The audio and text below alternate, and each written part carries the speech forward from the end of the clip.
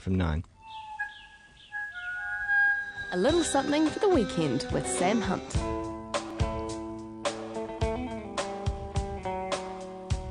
Impossible to launch into the weekend without Sam Hunt this morning. Good morning, Sam. G'day, Whammo. I'm just getting my head around gravy rainbows. Gravy rainbows. I mean, we have a lot of. We've been having a lot of rainbows up here on the Kaipara. It's that time of the year, isn't it? Oh, yeah. Well, of course, and the closer you get to equinox, I don't want to sound like some old science buff here, but the closer you get to equinox, you get the rainbows. Now, tell me, though, about the bird life up there in the Kaipara, and because I heard a terrible story about the godwits? There was a whole lot of birds, about 100 birds shot. Yeah. Yep. Over on the Potu Peninsula. I was told about it. I was told by somebody who reckoned that there were people who were exercising their privilege, also called privilege, to feed on, because the godwit are all fat and ready for the big flight to Siberia and Alaska. I wonder if they're going to stop in Japan this time. Well, they don't. Actually, a lot of them don't stop. Have stopped. A lot of the turnbills and the godwits that do the flight, the big migration from Alaska to New Zealand each year and back. I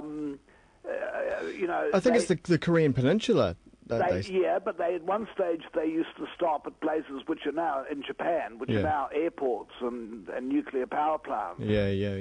And they don't stop there. No. And the other interesting thing is, I've just heard on the wireless, the radio, must get with it, radio, sorry. Yeah. On my FM radio. I heard them saying that the godwits haven't left Christchurch yet. Now, some people are starting to say, do they sense, as these birds so often do, something's wrong up there?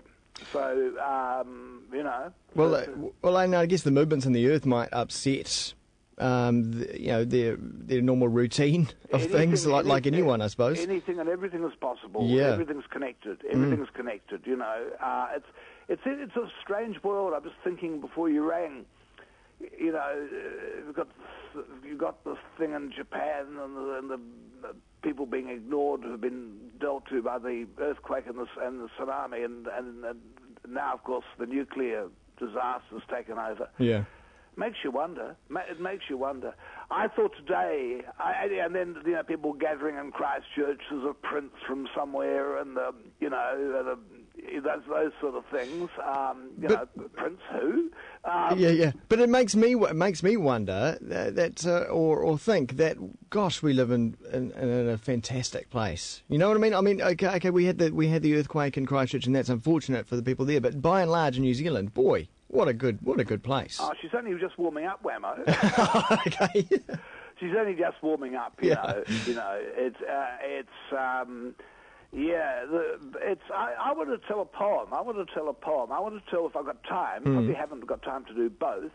I'll do this one here. I want to, with all the stuff going on and the grief. I'm never much into public grief myself. I always thought of grief as a fairly solitary sort of act, or within a few small group of people. I've never been caught up in that. When Princess Diana got killed in the tunnel there with her boyfriend, with her chap. That phrase the media kept on using, a public outpouring of grief. Yeah. I thought, if I hear that phrase again, I'm going to go mad. Yeah. But I've been thinking, look, I'm going to tell a poem here. I was going to do one of the Yeatses, actually, but I've done this so often, but it's a wonderful poem. It's a poem written in 1919 by W.B. Yeats after the First World War, and as his own country, Ireland, was sort of lurching into civil war.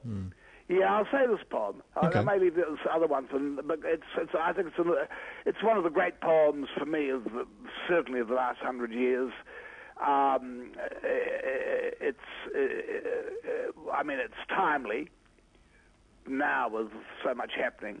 especially in the Middle East. And I know I've said the poem before, but I don't apologise for that. It's a poem that can be said and should be said and heard again and again and again and again.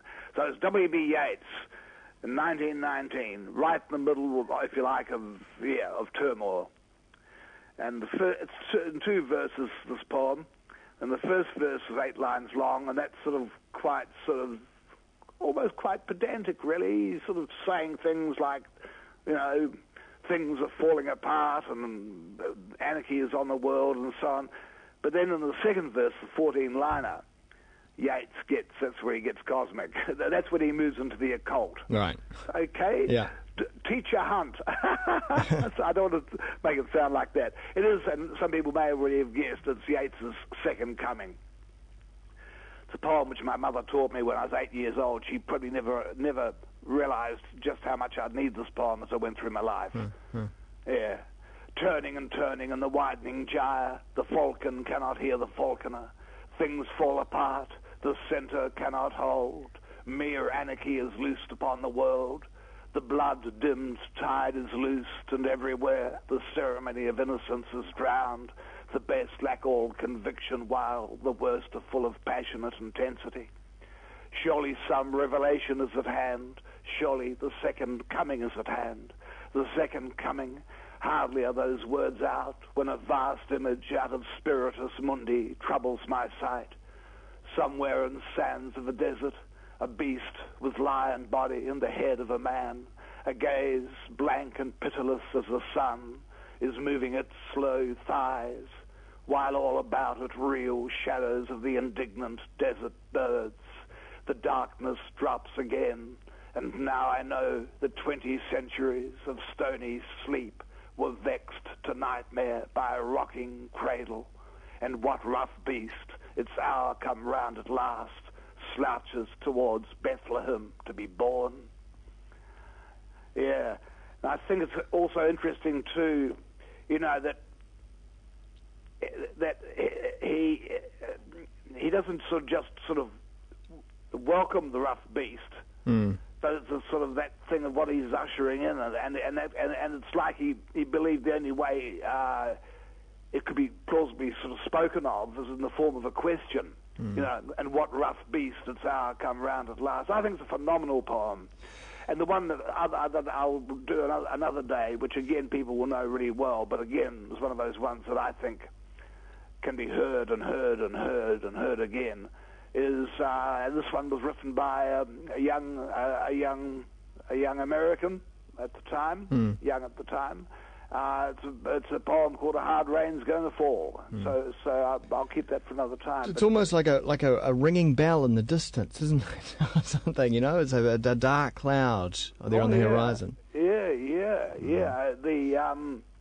It sure is strange times. I always remember. I haven't seen that film, The King's Speech, but I'm not quite I don't get to see many movies. But, really good. Hey, I'll tell you what I have just seen in the last week, by the way. Yeah. A New Zealand film, which I've been given the DVD of, called This Way of Life. Do you know about that one? I do, and I'm kicking myself for never taking the opportunity to see that, because I've only heard amazing things about that documentary. It's such a good one. It's about on this family that it's almost like reality television, because it's a story of this. It's a documentary. It's what it is. And so well done. Yeah. It is so well done. And the reason I got to see it is that Sumner Burston and her daughter, they run a distribution, do all sorts of things, production and things. Yeah. And they saw the film about me, Sam Hunt, Purple Balloon and Other Stories, which is going into the theatres in May. And so they're handling it because they liked it so much. Oh, cool. That they, who looked after This Way of Life, approached my people. And so I'm delighted, and we met up with them last week, I think it was. That's right, at Matakana. It's a very trendy place. Yeah. Trendy Matakana. It still was very nice. Well, that's great. So the Sam Hunt film gets another Another spin, yeah. Yeah, well, see, what's happened there is it went around the film festival circuit, and then after a certain length of time, it then goes into sort of Rialto or whatever it is, distribution thing. Yeah. And then at some stage it becomes a DVD. Yeah. They all have their way of doing these things. Yeah. I keep well clear myself. But And then, of course, our national broadcaster is going to play it, right? who's that? Exactly. TV3. Yeah. Media Works, they're the ones who are getting all the money. I thought it was quite good, that. Take silly old Bill English's money and get off down to the pub, that's what I say. Indeed. Okay, I think I'll go there now. Thanks, Sam. Okay, you have a good weekend then, Whammo. You too. See ya. All the best. Bye-bye. That was a little something for the weekend with Sam Hunt, only on Kiwi FM. Hi, my name's Graham.